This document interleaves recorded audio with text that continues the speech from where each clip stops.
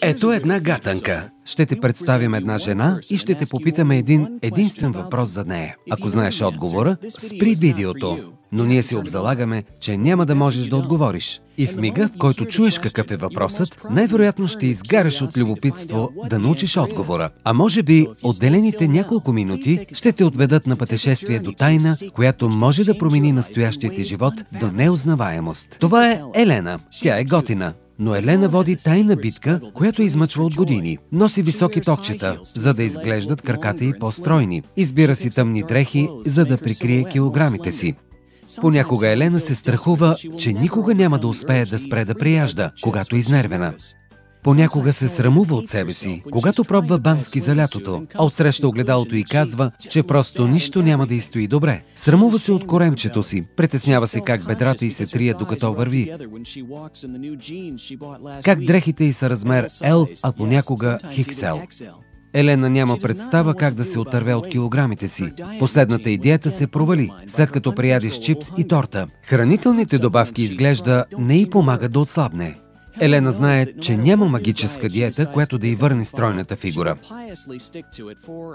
След седмица-две на строг режим, гладът отново взема връх и тя започва да прияжда и пълнее.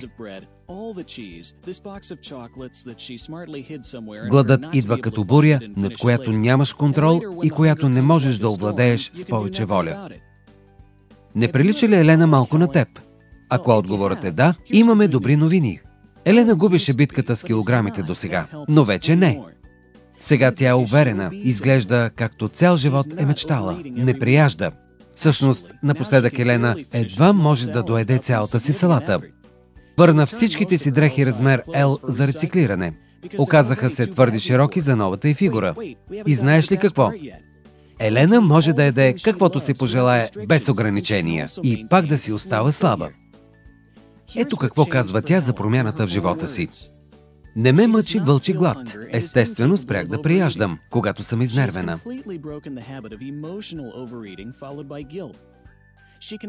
Мога да си хапвам храните, които обичам, без вина. Усещам, че съм отслабнала забележимо. Сякаш тялото ми гори калориите много по-бързо от преди. Мисля, че някои приятелки завиждат на успеха ми. Самочувствието ми се покачи. Така. Обещахме ви гатанка. Ето я и нея. Какво е направила Елена, за да постигне тази промяна? Нека ти помогнем с няколко примерни варианта. Ще ти съдействаме да изключиш отговорите, които не са истина.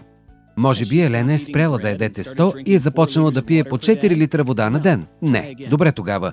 Открила е магически хапчета, които наистина топят мазнините и целулита без никакви усилия. Не, такива хапчета не съществуват. Подложила се на липосукция тогава? Отговорът отново е не. Гледаш ли внимателно? Защото досега отговорът на загадката за килограмите беше скрит зад една камара неверни предположения. Никога повече йо-йо ефект.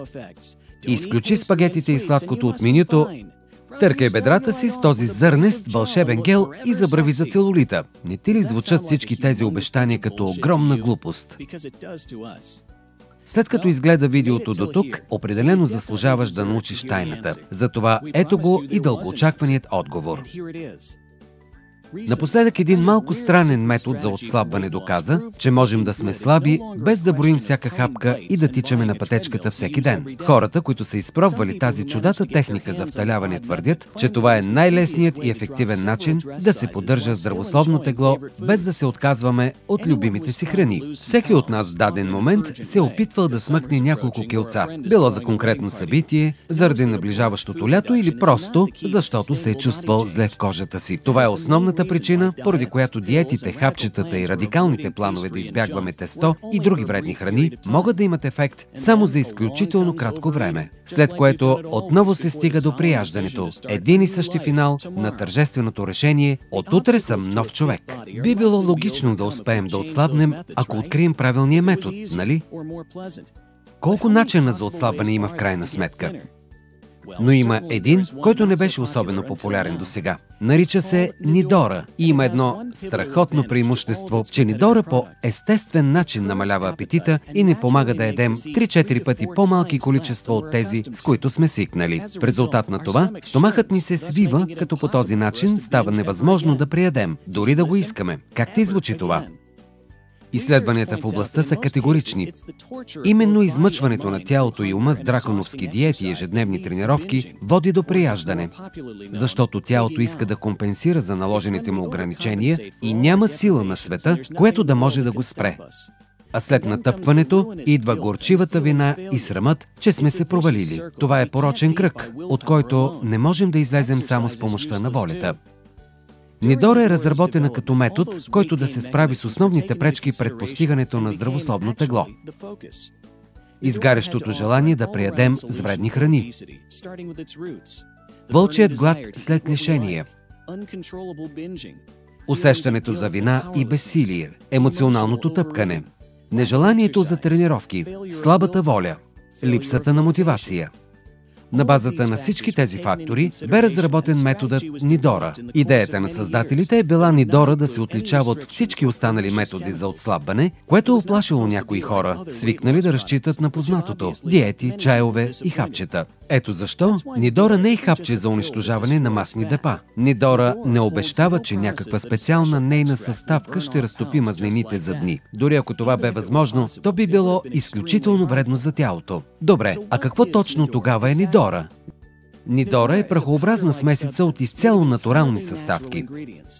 Всички те са подбрани специално. Комбинацията е усъвършенствана в продължение на години и е минала всички тестове за сигурност. Какво прави Нидора толкова специална тогава? Ето какво. Използвани в правилната комбинация и доза, тези съставки стимулират мозъка да подава сигнали за ситост, намалявайки по естествен път желанието за храна. Нидора действа на 4 нива. Усвоява се през непцето, езика, обонянието и стомаха, като създава силно усещане за заситеност до мозъка. 2-3 минути след употребата на Нидора са достатъчни, за да се почувстваме прияли, като всъщност едвам сме хапнали малко от блюдото пред себе си. Винаги, когато поръсим малко Нидора върху ястието, апетитът ни ще намалее или изчезне напълно до минути. По този начин, загубата на тегло е безвредна и естествена. Ето какво споделят клиентите, които вече опитаха Нидора. Не чувствам никакъв глад, не ми се налага да се контролирам. Спрях да мечтая за забранени храни. Вече не ме е страх, че волята ми ще подаде и отново ще приям. Наистина е трудно да си представим по-приятен и естествен начин да се справим с излишните килограми. И Елена не е вярвала, че ще се случи. Но се е случило именно по този начин. И това е отговорът на загадката. Няма невъзможни неща, само такива, чието решение предстои да бъде намерено.